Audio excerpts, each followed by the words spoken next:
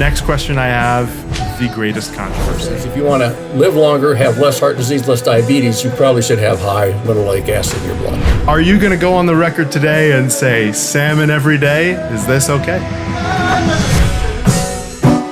Well, Dr. Harris, we are thrilled and honored to have you. I have to admit, I am a fan, and I'm just blown away by your breadth of knowledge, your experience. You're a pillar in the field of omega-3, and I'm looking, as a practicing family medicine doctor, to get more educated, maybe push back a little bit too. And Anu, as a health coach extraordinaire, gets this question probably from every client as well. So definitely. And the goal of this show, as you can tell from the name, is bad medicine. So we're trying to find what are the pieces of bad medicine in the field of omega-3. How do the conventional doctors talk about it? What are the things they say that's incorrect? How does the wellness world talk about it? And what is their bad medicine that they're getting wrong? Whether it's dose or contaminants or side effects. Anu and I were talking earlier, and you do such a good job at the basics and laying it out for people. What is fish oil, EPA, GHA? I was thinking, if people are interested in the basics, there's that content is out there for them. I was thinking we go one step deeper. Sure. Kind of pick out and debate some of this bad medicine. Sounds good. Well, I guess a first question would be, let's just pick out, if you had to pick one thing that would be the biggest, most common misconception, the bad medicine in the fish oil, omega-3 world, what would you say is just the classic misconception? For me, the classic misconception is the dependence on randomized trials done with fish oil in people who are already ill, who are given a low dose of omega-3 on top of 5 other medicines and expected to change their risk for heart disease in 3 or 4 years. And because of those studies that are often done, because they're easy, relatively, if omega-3 doesn't turn that battleship around in that period of time, they say, oh, omega-3s don't work, and just dismiss the entire body of evidence. And I think that's just the wrong way to think about a nutrient. We should think about it as a lifelong omega-3, higher omega-3 exposure, and what are the health effects of that? And of course, you can't do a randomized trial for that. You can do observational studies, but they have their weaknesses, of course. So that's, I think, the biggest bugaboo that I run into is the worshiping at the altar of randomized trials. I completely see your argument. Of course, let me play devil's advocate. You have, or I have, a 73-year-old patient on 5 medications come into the clinic and ask me, should I start fish oil? And I'm estimating that they only have a life expectancy of 5, maybe 10 years. Would it then be reasonable for me to say, don't bother? Well, that's a great question. I've never been asked that, and I think it's a very reasonable question. Based on the evidence we have, if you're going to give people, 1 gram, 850 milligrams of omega-3, which is kind of a standard Lovesa dose,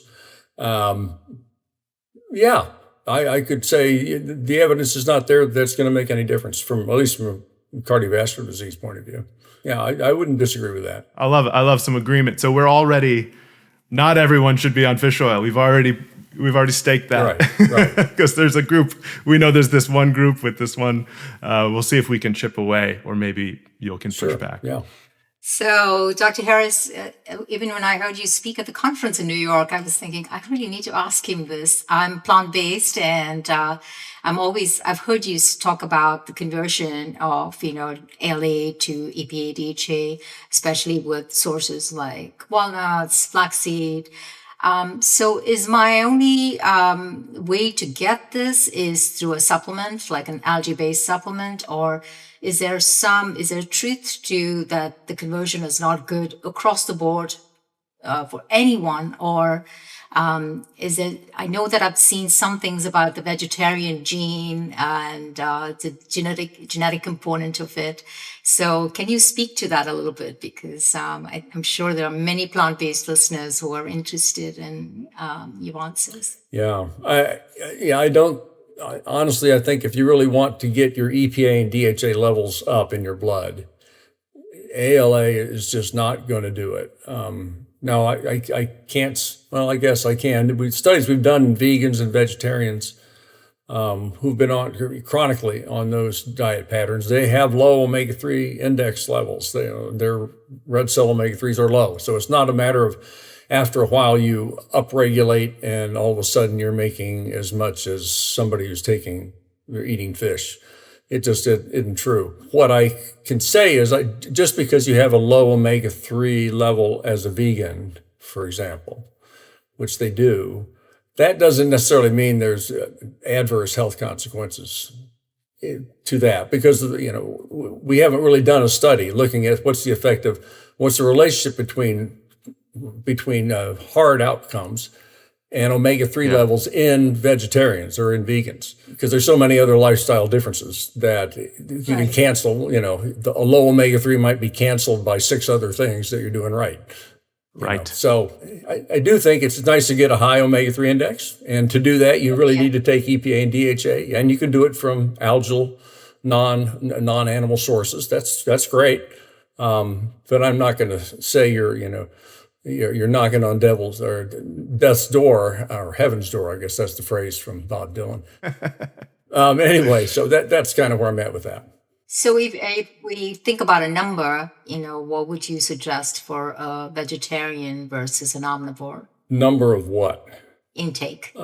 Someone who doesn't do fish, or other sources. When we've done a study using the omega-3 index, which is the red blood cell EPA DHA biomarker of omega-3 status, and we found that if you're at 4%, which is kind of on the low end, it's not. Most vegans that in our studies have been about 3.5% EPA DHA in red cells, so that's below this 4%. If you're at 3.5% omega-3 index and you want to be at 8%, which is our kind of proposed healthy target EPA DHA, it would probably take about 1,800 to 2,000 milligrams a day of EPA and DHA combined to get there. 1,800? I know for sure if you start at 4% and you want to go to 8%, it's about 1,500 milligrams. So if you're starting even lower, you're going to need a little higher dose. So maybe aim for 2 grams a day. EPA DHA would get you there. Those are some big capsules. Or multiple capsules. Well, unless you do liquids. I mean, there's some liquid fish oils that taste pretty good. Well, not really cod liver oil. Well, you could. It's just not very concentrated. They do like a lemon flavored. It still tastes like cod liver oil. It's still cod liver oil. No way around it. So way more what the bottle says, right? The bottle would say 500 total, and you're saying way more. The nutrition facts panel on a supplement, it will say how much EPA, DHA is there per serving. Of course, that is, you got to be careful because the serving might be 2 or 3 capsules. So you need to kind of do the math to figure out how much EPA and DHA per capsule there is. But there are products out there that you can take like a tablespoon of kind of a pretty flavored emulsion and get a gram or 2 of omega-3 pretty easily. Flavored emulsion, But doing it from capsules, it's going to be a challenge. In medicine, when we have a supplement that has to be given in a relatively high dose, fiber, creatine, collagen, those are the big 3 that come to mind. We don't really even bother with capsules. No, you just go straight. We just do it as like a powder. And then we tell patients, mix it, blend it, smoothie, something like this. Is this an underused strategy for fish oil? Because it is an issue fish oil has when we're talking about doses like 1,500, 1,800. No, I think it is. I think it's underappreciated. There's several products. If you look for fish oil emulsions online, you can find them, and they're, I don't want to necessarily name names here, but they're out there. And it's not the cheapest way to do it for sure per gram of omega-3, because But if that's not a big issue, then that's a great way to get 2 grams a day. Interesting. You'd think you'd save money by not encapsulating it. I think for the examples I gave you, I think it's actually more cost effective to do it as the raw kind of powder. Sure. But, not with fish oil. You don't want to do that raw. It's got to be processed and emulsified and flavored and deodorized. And so that just gets expensive. Maybe we should just do sardines. But I know we're on the vegan section. Side, so. Sardines are kind of hot these days. I got sardines. I just ate sardines. Oh, good. No, that's a great way to do it. I mean, it's one of the richest sources. Get the calcium, extra virgin olive oil. Right. Good protein. Yeah. But the question I always get is, what about the mercury? In sardines? I've actually run blood tests on patients who are worried about this, and it always comes back fine. I know it's a smash fish, it's on the low mercury. It's a low mercury fish. Yeah, there really aren't very many high mercury fish. It's very shark, tilefish. Traditional fish and chips, I believe, is made with shark. What? Oh, really? So not haddock? That's kind of the newer. Someone fact checked me on this, but yes, original. They call it skate. Skate. They call it skate. So if you find yourself in the UK, you might find some interesting. That's interesting. Mercury. Yeah, and I do think the mercury thing is way overblown. Honestly. Yeah, that's the thing that comes up a lot, especially with pregnant women. All the time. Right. Yeah, we did a study 2-3 years ago now. I was part of a team. I wasn't the lead author, but the question was, what is if you look worldwide at every study you can find that linked mom's intake of fish during pregnancy to the child's intellectual development afterwards. And I think we had 32 studies, something like that we looked at. And it turned out that regardless of mercury was irrelevant. Regardless of that, the more fish mom ate during pregnancy, the higher the IQ of the baby, of the kid. So it's, that's the awful thing about the campaign against mercury is it drove so many pregnant women away from fish, a really good source of nutrition for their baby. But they were so scared of what was presumed to be a toxic level of mercury that they avoided fish altogether. They didn't just choose the healthy fish, the low mercury fish. They said, I'm not eating fish. I'm not taking any chances, right? And either that nor the supplements too, right? Well, supplement. I mean, that's maybe that's another minor pet peeve is that supplements don't have mercury in them. I mean, they are. Exactly. When you process to get the oil, the mercury goes with the water soluble stuff. The oil comes separate, and then it gets purified 7 times after they've got the raw oil. And mercury is just not in fish oil supplements. It's just not a problem. I'd like to push you even further. Go. Salmon. Every day. I know I have patients who eat chicken every day. Every day. Soy every day. Are you going to go on the record today and say salmon every day? Is this okay? Yeah, well, it might be one of these do what I say, not what I do. I can't see any downside to salmon every day other than a monotony. I don't see any adverse. I mean, you could flip it around with salmon and sardines if you wanted to, Because we're saying 2-3 times a week. I think that's the dietary cardiology guidelines, 2-3 times a week. Right.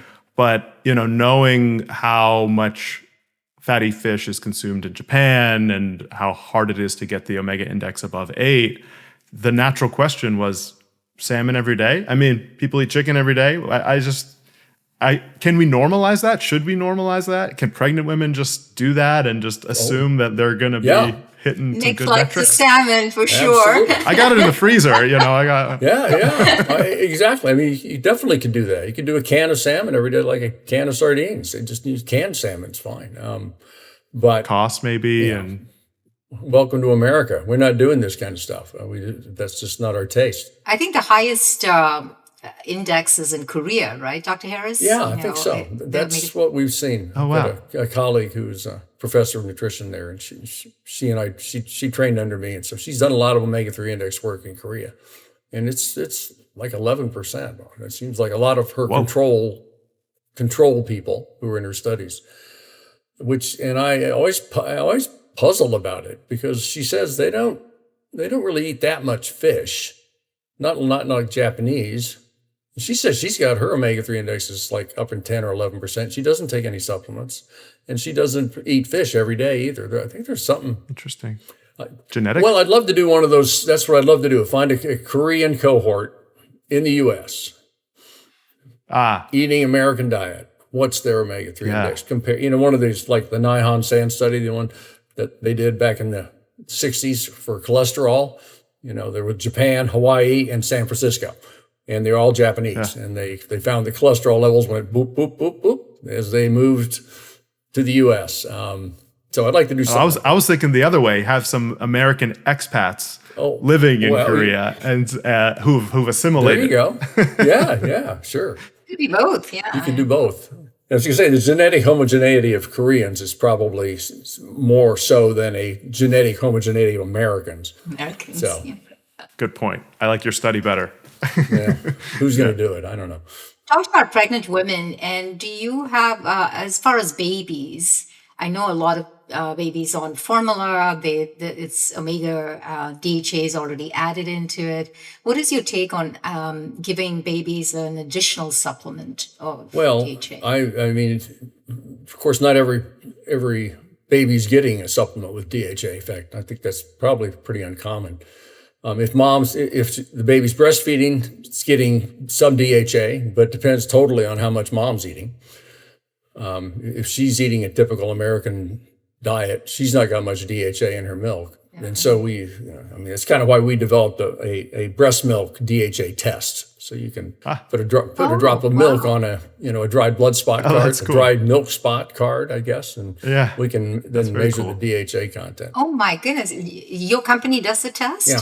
Mm-hmm. It's a mother's milk DHA test. And how many people are really interested in learning that? I'm curious, We don't get many orders for it. And maybe we just, we don't promote it enough, I guess, or... Yeah. I often mention it. But if you're having salmon every day, you're probably okay. Probably fine. You're probably okay. Okay, good. For the record, it's going to be the theme of today is can we push the idea that this is can be normal, in our country? It can be. It's just not is the problem. So I think what I'm hearing you say is if your omega-3 is high enough, then really not be too concerned about omega-6. Because Instagram rife with, seed oils, canola, just the conversion of linoleic acid to arachidonic acid, and there's so much fear-mongering around it that's one of the questions I get asked a lot. Should we completely throw away the canola oil? And what is your take on that from a perspective of omega-3, omega-6 solutions? First of all, the oils that would be the problem would be soybean oil. Canola's not. Canola's low in omega-6. So is olive oil. They're designed to be that way. In fact, most safflower and sunflower oil now is all what's called a high oleic variety, low linoleic. So really, corn oil, soybean oil, cottonseed oil, those are the only ones that pretty much have the linoleic now. But those are, soybean oil is by far the one that's used the most. The seed oils, controversy is going crazy. You're right. And I'm not going to get into what is, 8 hours of frying in a French fryer going to do to oil. I don't really know. I mean, it doesn't sound great, but, where's the evidence? I don't know. I'm more on the question about the presence of omega-6, linoleic acid in the oil or in our diet. And to me, the evidence, people can look at metabolic charts all day long and look at competitive enzymes and yada, yada, yada. Fine. But I care about human disease, illnesses. And so the studies we've been doing, we and others have looked at the blood level of linoleic acid in large populations of people. The UK Biobank, 400,000, okay? But we've done it in Framingham, we've done it other places. We look at blood levels of linoleic acid, which is the principal omega-6 by far in our diet and in our blood and in our tissues. The one that gets vilified all the time. And what we find is that the people that have the highest levels of linoleic acid in their blood are the ones that have the lowest risk for heart disease, the lowest risk for diabetes, the lowest risk for death, premature death, whether it's cancer, cardiovascular disease, or anything else.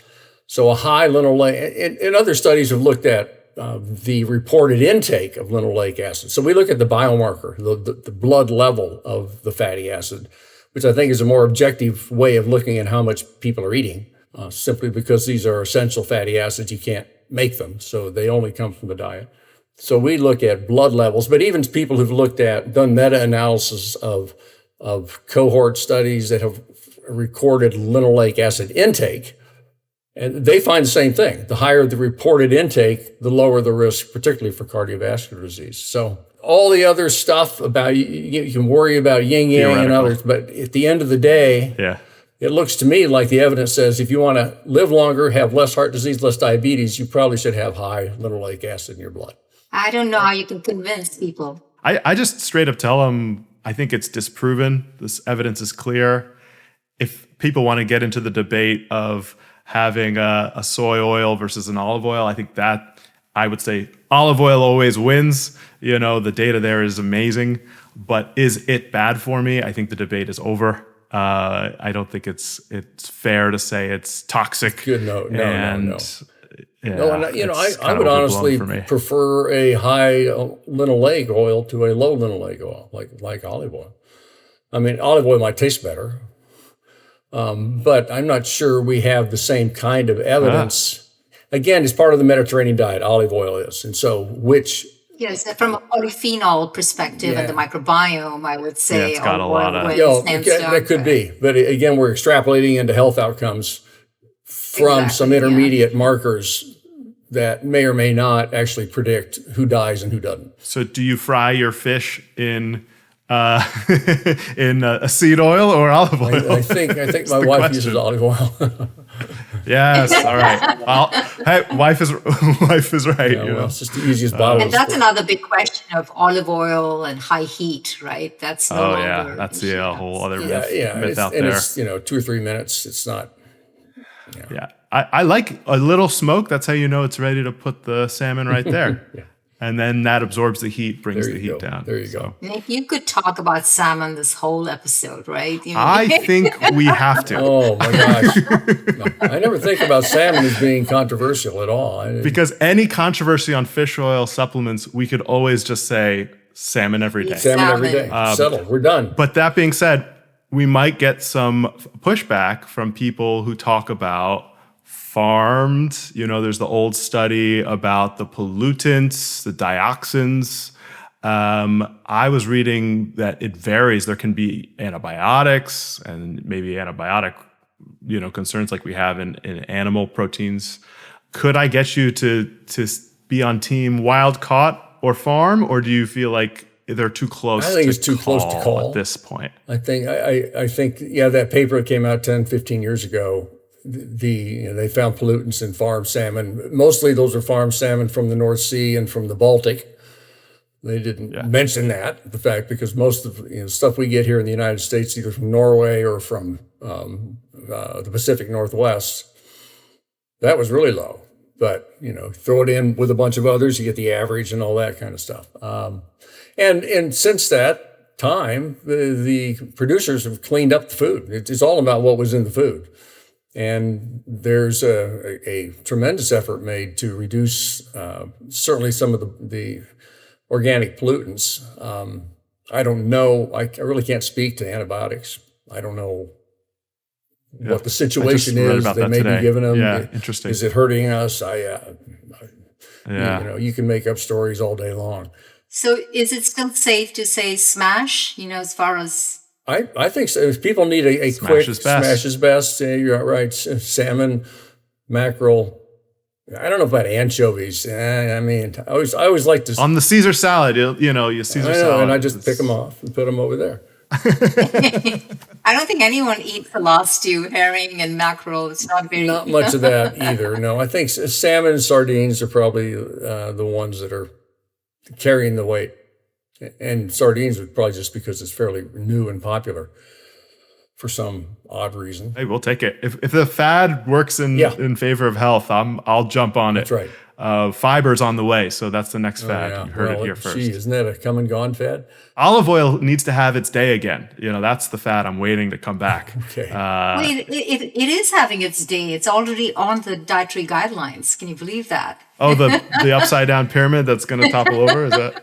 Forget about the pictures, but olive oil has a place, so I'm happy about that. A lot of mixed messages in those guidelines. Is there salmon on there? There has to be. Yeah. Omega-3 is and they promote essential fatty acids, and then they almost imply that essential fatty acids like you get in butter and lard, which is kind of like, what are you talking about? Yeah. In any event, that's not our problem. The next question I have, I think, in my opinion, is the greatest controversy for fish oil supplements. Go for it. It is the number one reason I hesitate to recommend supplementation. I'm happy to recommend dietary fish all day long, but study after study has raised the potential risk for atrial fibrillation. Now, for those listeners who don't know about the atrial fibrillation, this is a heart rhythm disorder where the two chambers of the heart on the top, they don't get a good squeeze. They kind of fibrillate, leading to the potential for a blood clot to form, which can eventually find its way in the brain, causing strokes, usually big, bad strokes. I've seen a ton of AFib in my practice, and it's a real big deal. Even well-managed AFib, the number of cardiologists, electrophysiologists, ablation procedures, emergency room visits for fast heart rate, a chronic disease like AFib, there's the strokes, there's the blood thinners that people take to treat them, and then there's the bleeding risks. They get in a car accident or they vomit blood. I mean, this scares me a lot, as you can probably tell. Right. And I was looking it up. The one estimate was 4.5% of the U.S. has AFib. So we're not talking about a rare arrhythmia. This is bread and butter family medicine.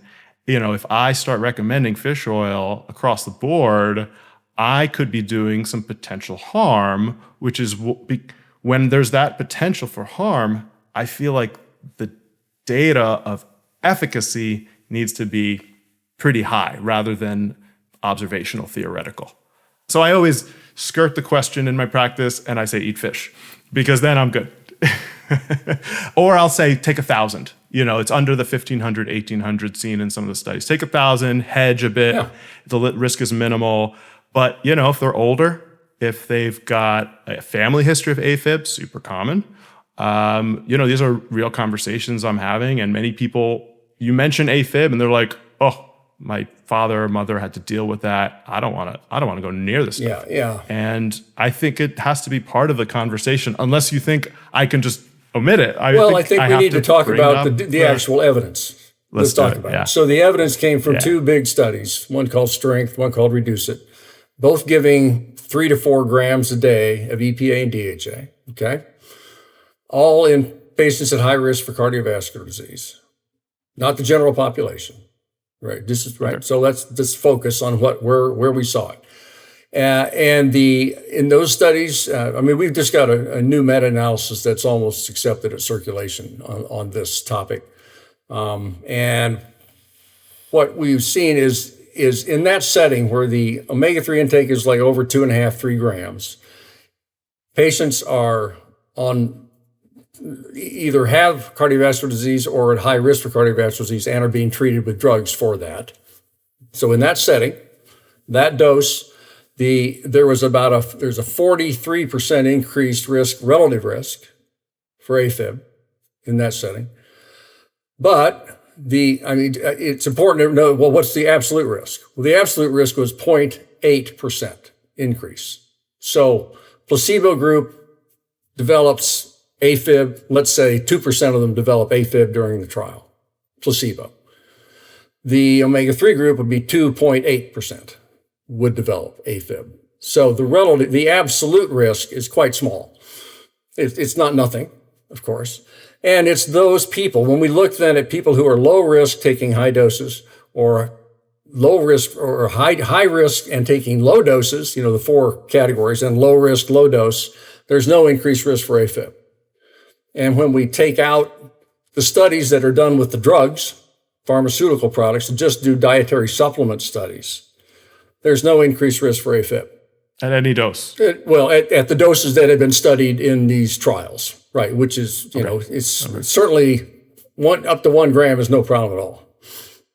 Right. Yeah. So that's not a problem. So if I recommend 1 gram, I don't even need to bring up AFib. That would be ethical and reasonable based on the research. Right. And I think the other thing to think about is the first study that really found this was Reduce It, which was EPA only, 4 grams a day. Right. And they found a 1% increased risk for AFib, absolute 40% increase relative risk. Okay. Stroke was reduced by 20%. I saw that. So the overall stroke risk goes down. Overall stroke risk goes down. So maybe it's a balance. Yeah, omega-3, you're not clotting so much because of omega-3. That doesn't take away from the fact that people who have AFib have to go on blood thinners and all that other stuff you mentioned. The burden of a disease. It's a problem. Yeah. I get it. I just think we need to get the perspective of how big a problem is this, and at what dose, and in what kind of patient. One of my patients comes to me and they're really trying to prevent, they're 35, they're trying to prevent dementia like a family member, and they're going for 3 grams a day. And they're ApoE4. Yes. Had they been tested, right?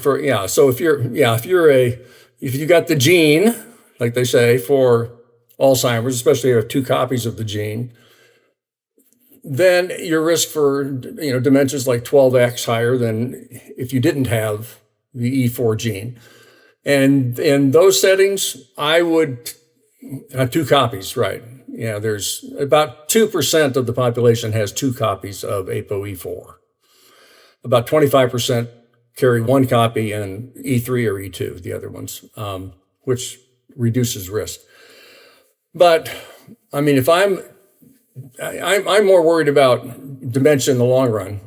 For those people, I'd recommend 2 grams a day from age 20 on, if they could. You just got to so higher. But that's because they have that particular risk.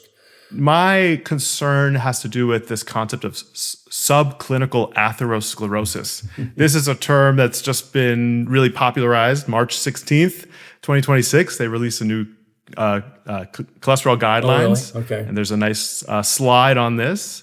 And it really changes how we look at cardiovascular risk. Okay. Basically, we know that people who are low risk, never had a heart attack, could be building up substantial amounts of plaque in their coronary arteries. That often the first symptom is sudden cardiac death. So this whole idea of, if they're not high risk, it's safe. For me, I would push back and say, how do I know they're not high risk? Have we done a coronary artery calcium score to see if there's plaque? Yeah. And would that be a necessary if I'm going to say 3 grams a day? Especially as you get older, 45, 50, 55, where we see these people having these, events, heart attacks, and then they're taking fish oil at high doses, and it makes me worry about the AFib. Yeah, and if you're taking doses of 4 grams a day of omega-3, that's pretty uncommon. Okay. It may be pill burden is maybe pretty in your world, but it's to do 3 grams a day, you're doing. You're doing about 4 or 5 fish oil, high potency fish oil capsules a day, and that's. Fair enough. I think that's very rare. 1.5 grams or less, 1 gram or less. 1.5 or less. We can leave this aside. Is anybody not at risk for heart disease? Okay. Everybody's at risk. That's kind of my point. Okay, it's all, whether you're going to die first from something else or heart disease or like prostate cancer, right? So, okay. If we got to get real picky about defining high risk, all we did in our meta-analysis is we took the studies that were with the people in order to get into the study had to be high risk for cardiovascular disease by standard criteria, have high cholesterol, high blood pressure, have a history of cardiovascular disease, have diabetes, type 2 diabetes, those kinds of things that put you at high risk. That's how they were defined in the study. That's why we put them in that category of high risk. But yeah, to your point, patient by patient, it's going to be very hard to say. It's not a black and white thing, right? Very helpful. I am satiated with the AFib conversation. I appreciate it. Well, it's on my mind. It's on my mind a lot. So good. Me too. Of all the stuff I've got on my head about it. So do you get asked between heart health and brain health? I have a lot of clients who are postmenopausal, really starting to be concerned about cognitive health. They're pretty proactive, getting themselves checked for the ApoE4 gene. Would you consider that total number that we talked about earlier to be different? Do you need more EPA or DHA because there's one that's more beneficial for the brain? I mean, what is your take on that? I don't know that we can say one's more beneficial for the brain, EPA versus DHA, or the heart. I mean, they in all the fish, they come together. They're both there. There's probably a reason for that. So I don't, right. The knee-jerk reaction is the brain has a lot of DHA, doesn't have any EPA. Therefore, anything above the neck, DHA is what you need. Well, that's kind of simplistic. In fact, the studies they've done in depression have shown that the EPA-rich products have more EPA than DHA, are more likely to be effective at reducing symptoms of depression than a DHA-rich product. So, okay, we can't just assume simplistically that just because there's a lot of DHA in the brain that EPA doesn't do anything. I don't think that's necessarily true. Jury's out on this. It sounds. Yeah, like. yeah. I think I always recommend both. Take both of them together. Yeah, I don't overemphasize one or the other. But I think, kind of, I agree. To your point, I knew about people who are known high risk for dementia because of other biomarkers. I would emphasize taking more omega-3 than you would otherwise, and doing it. Dementia's such a long development. Well, so is cardiovascular disease, right? But so maybe more like 2 grams, because 3 grams sounds impossible to hit. Yeah, 2 realistically, grams something like that would be great, but do it for 40 years. Don't try and do it for 6 months and try and change anything. It's just. And then use the omega index perhaps as a guide to make sure you're at least hitting the 8, maybe 9 or 10. Yeah. The index of 8 is fine for brain health or someone with that copy or 2 copies? Yeah, I don't think we know yet enough about whether 10 is better than 8 or 9. It's so hard to get people to get up to 8%. To 8 anyway. I just think, praise God for that. If they can get there, and we've done most of the heavy lifting. I think the biggest, like so many things, it's the going from a little bit to more. You get more bang for your buck than going from a lot to a lot more. There's a plateau of efficacy. I don't know exactly where it is, but once you're at 8%, you're at least in the U.S. you're in the top 5% of Americans. I mean, if they see the 8%, that's great. But if they can actually feel the difference cognitively, saying, "Oh, I don't have the brain fog anymore," they're more apt to stick to it, right? I mean, even maybe just embrace a higher number. But without that difference, it's so hard to get people to. Yeah, well, the omega-3 of almost any nutrient.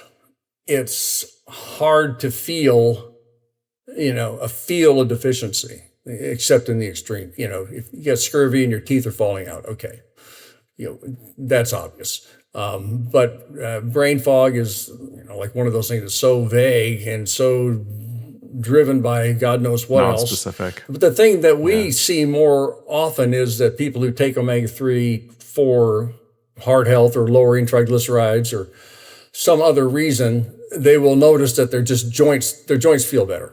Yeah. So there's a symptom that could be used as a gauge, but again, that's pretty vague as well. So when I treat vitamin D deficiency, cholesterol, I always get the opportunity to test in the blood and use patients' insurance to give them feedback, keep them accountable. It is indispensable. There is an omega index test. Obviously, we've been talking about it, but it is widely, or I think universally, not covered by insurance or approved or recommended by, as far as I know, any guideline in the world. I'm wondering, why is that? It's a good question. It's been sort of my nemesis for a long time. It's not the kind of deficiency that over the last 10, 15 years people have been talking about, which is, higher, your bones are not breaking or anything. Right. There's no disease. No disease per se. State that's been defined. Right. So with omega-3, I think part of the problem is, number one, it can be measured in several different blood compartments: whole blood, plasma, serum, red blood cells. The number is different. The value is different. It can be measured as a concentration or as a percent, which is confusing. And part of the reason it's not been recommended, not only because there's multiple metrics that could be used, you got to pick one. You got to stick with one. Right. I would like it to be the red blood cell, EPA, DHA level. I think that, from the parallel with hemoglobin A1C makes a lot of sense. Right. I think. But, not everybody agrees with me. And you've got your whole blood guys. You got your plasma guys, your plasma phospholipid guys. And so lab A will do this test, lab B does that test. I mean, there are labs, clinical labs, Quest of the world, that offer these tests and they get reimbursed. I mean, to my knowledge, they're submitting, they're not doing the tests and expecting the patient to pay for it. Now you live in this world. I'll have to check on that. I'll have to. Last time I looked, it was like, don't try it. You're going to get an angry phone call. Well, I don't need. That's why I think at our lab at Omega Quant, we have never dealt with insurance. We don't do insurance. The test is you can order the tests at home. Dried blood spot collection costs now it's $55. Used to be $50. So it's $55 out of pocket, and you get your omega-3 index, and I mean, that's probably what you pay every 3 months, because that's I wouldn't do it every 3 months. Cell turnover. I mean, maybe. Well, if you're really aggressive on this, probably for 4 months. It takes 4 months for your red cells to pick up steam here, get to steady state. But I don't know that there will ever be insurance reimbursement, because you got to. But part of the problem is all these studies, these crappy RCTs that have been done, randomized controlled trials, that show omega-3s don't work. And then there's the AFib thing. Nobody wants to nail in the coffin. Nail in the coffin. But I mean, look at the data, people. Look at the actual data, and look and weigh the risk benefit. I mean, I hate to say it's better to have AFib than to have a heart attack, but nobody likes to hear it that way. Right. No one likes to hear it that, but that's the math that the doctor needs to do and make the call. So I think there's a lot of factors as to why it's not an approved test by AHA, ACC, or any other organization, simply because there's a lot of controversy around it, and it's just the way it is. Well, we'll have to start with one organization and lobby them, right? I mean, starts with one. Are you doing anything like that with insurance companies? I mean, in a way. I mean, our lab we've been CLIA certified from the very beginning, but we haven't been. There's another clinical CAP.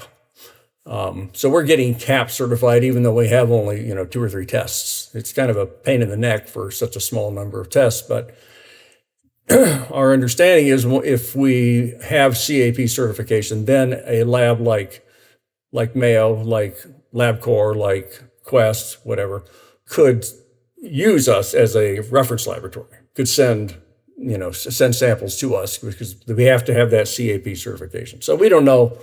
We're doing fine the way it is, mostly direct to consumer and direct through a lot of healthcare providers that do the tests. Any cardiologists? A few, not many. Yeah. What is their biggest gripe, would you say, that they say, oh, this is bad? Well, number one, nutrition. I mean, cardiologists, I think, are just, nutrition is way overblown, and the omega-3s fall in that nutrition world. And so, and then the RCTs, you do one failed RCT and then that settles it. Then nobody asks any questions about, is this real life here? Or is this, they're treating it like a drug. Right. It's not going to work like a drug. It's a nutrient. You need it chronically for years. That's what we're talking about. And that's their mindset. So I don't think they can get out of that. I think it's a little rapid fire time. Anu, what do you think? Should we do it? Oh gosh, should I sit down? Phospholipid bound omega-3. Hype? Or is this potentially the key to crossing the blood-brain barrier? It's a little bit of both. I think there's some evidence. Krill oil is primarily in a phospholipid form. But the phospholipid form they're talking about now for crossing the blood-brain barrier is called lysophosphatidyl choline, LPC, DHA, or EPA DHA. It's a phospholipid that only has one fatty acid instead of two. And that is a form that does cross the blood-brain barrier through a particular receptor. But the question is whether you need to take it in that form in your mouth for it to get to the blood-brain barrier, where I think if you take any fish oil at all, any kind of omega-3s, you're going to increase levels of that particular metabolite because it's produced by the liver and there's a lot of metabolism that goes on. So I don't know that it's necessary to take the preformed version of the LPC DHA to get transport into the brain. But there's something to it, worth more research. Is needed, as usual.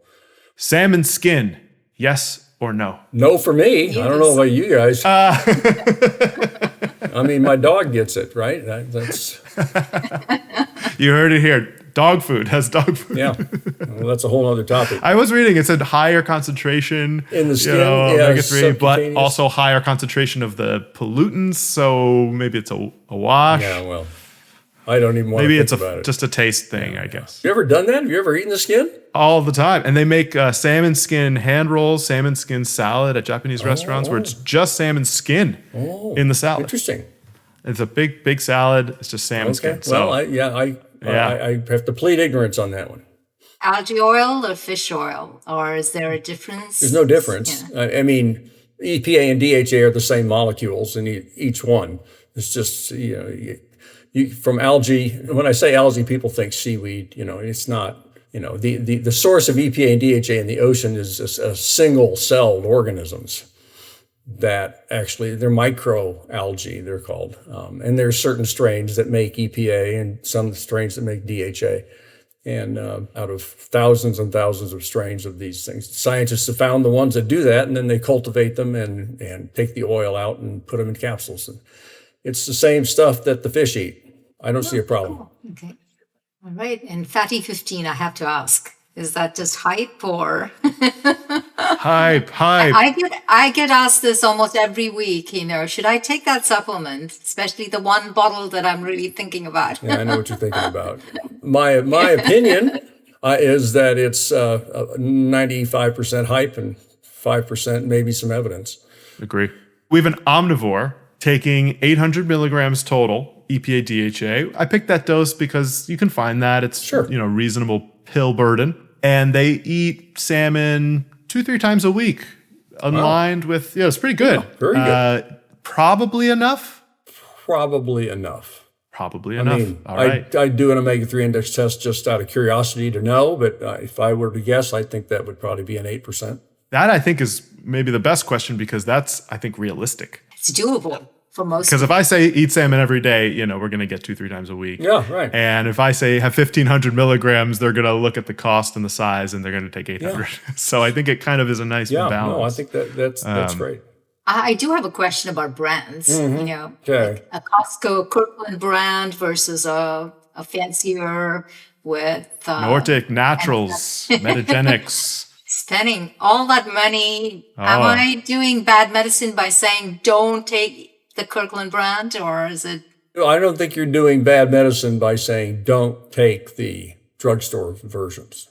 don't get real exercised about that. You just have to see how much EPA and DHA is in a capsule, and some of the products at the big box stores are cheap, very cheap. But if you look, it's like a 1,200 milligram capsule with 300 milligrams of EPA and DHA. So it's 25% of the product is omega-3. But that's why it's cheap, because I haven't gone to the trouble of concentrating it. And the more you concentrate it, the higher the amount per pill, the more expensive it gets. Rancid fish oil comes up all the time in this context. Is that a bit overblown? Can we just look at the expiration date, leave it out of the fridge, and call it a day? Or should we be thinking about the fridge? Yeah, I don't think it need to be in the fridge. It doesn't hurt it to be in the fridge. Okay. It can. Okay. And yeah, you can look at the expiration date and probably add 3 years to it and still be okay. I love that. Yeah. That's like most drugs too, right? Oh yeah, we're not supposed to talk about that. Yeah, I think rancidity, again, it's like mercury. It's the same kind of, overly concerned about a very minor problem. And the EPA and DHA content is going to be about the same, whether it's rancid or not. It's not the omega-3s that are generating those products. I talk about fish, and then people say, what about shrimp? Shrimp is very, very popular. And I looked it up, and there's a pretty good, it's not great, but there's omega-3, and it's, for many people, much more palatable. And I'm not sure where you were looking. Really, is it not that much? Not that much. Because it's like 200. Well, I maybe per 4 ounce serving, possibly. I'm not sure. And but fish, it's very low fat, and if it's low fat, it's low omega-3 because it comes in the fat. They kind of go together. Tilapia is, like almost like eating chicken. There's essentially almost no omega-3 there. Tuna? Tuna's pretty good. Yeah, tuna, especially the albacore or the white tuna, has got more omega-3 per serving. But there's no T in Smash for tuna. Well, albacore. How about that? Okay. Yeah. Instead of anchovies. It's an easy add-in to your salads and things like that. Those little cans, Yeah, without I agree. naming names. Yeah. If I had to pick something outside of Smash, go with like canned tuna over shrimp. Mm-hmm. Yeah. My final question, Dr. Harris, is you've been studying this molecule, for 40 years? I read somewhere. Something like that. Where's the passion coming from, and I know this, a lot of people ask you this as the first question, but I just wanted to hear you speak about it. And what is the next step, and how do you even kind of keep going? And, what excites you? Do you dream about fish? No. I try not to do that. So I got interested in nutrition and health, back and went to graduate school in nutrition, got a PhD, yada, yada. But with the view that, this is a natural way to be healthy with nutrition. And I got shoveled into the omega-3 niche under my postgraduate work, and got convinced from very early on that there was really something there. Whether it's in vitro or in vivo or in animals or in humans, it just sang a consistent song that EPA and DHA are functionally doing something. They are beneficial. And so I'm just convinced from the mass of the evidence. You can pick, here's a randomized trial. There's one that didn't work. That one over there didn't work. AFib went out by 1% over here. Okay, deal with it. 15, 20 years ago, they were giving omega-3 to prevent AFib. There was enough evidence for a drug company, GSK, to mount a multi-million-dollar trial in people with AFib to try to reduce the AFib. That's where we were then. So this is a big shock to come. Now it causes AFib. That study did not show any benefit in preventing, a second AFib event or something like that. Didn't work, but it didn't hurt either. So the whole AFib, I'm getting off on that again. It's good. I think it's important. Yeah. But I was just wondering, anything interesting in the pipeline as far as, new studies, anything about the microbiome, for example, because a lot of fatty acid conversion going on there with our microbes. Yeah, and I admit to not being up to speed on the microbiome. It's too many Latin words for me. But the yeah, and I'm sure there's something there. I know there's some omega-3s have changed the composition of the bugs and all that, and that's cool. I don't know what to do with it. I mean, I'm more excited kind of on the technology side of finding new sources of EPA and DHA that don't have to come from fish. So there are not only the microalgae, everybody knows about that, but there are sources now that are being by genetic modification, so GMO. If we can get over that, plants, you can you can modify land plants, soybean, to produce more. I'm not sure they've got EPA and DHA yet, but they definitely have another intermediate called SDA. But other plants, camelina is a type of plant that can be genetically modified to produce EPA or DHA. So that would be very cool if we could finally just grow it on the ground, have a kind of an infinite source, and not have to get it from fish. That's great. But do you think it's possible there's some things other than the EPA DHA in salmon or the smash fish that make it so healthy? There's always that argument with vitamin studies, right? It's like, well, it's the whole plant. I'm wondering, is it the whole fish? I know. It's a good question, because when we measure the omega-3 index, we're measuring the effect of the fish ultimately on the omega-3 levels, but there's 17 other good things coming in with the fish, selenium, good proteins, and it's what you're not eating when you are eating fish. It's the other thing, right? Substitution principle. That's why it's hard. But, so just 3 months ago, there was a new study done with EPA and DHA supplements, not fish, supplements, in patients on hemodialysis. That was a smashing, pardon the pun, success, placebo-controlled randomized trial with omega-3. Cardiovascular disease risk just dropped like 50%. In these patients getting about 2.5 grams of EPA DHA versus placebo. New England Journal article, so it's and no AFib risk increase. No increased risk for AFib, right? It's the EPA and DHA. What is the study called? Pisces, PIE, so like the star sign, Pisces. I mean, that is an amazing name for a study. Isn't it great? Figure out the acronym. Well, cardiologists usually have the best studies, names for their studies. It's well known for that. They're famous for it. Just to close out, I do think it is EPA and DHA, not to discount other things that are in fish too, which are also good, but it's not just that.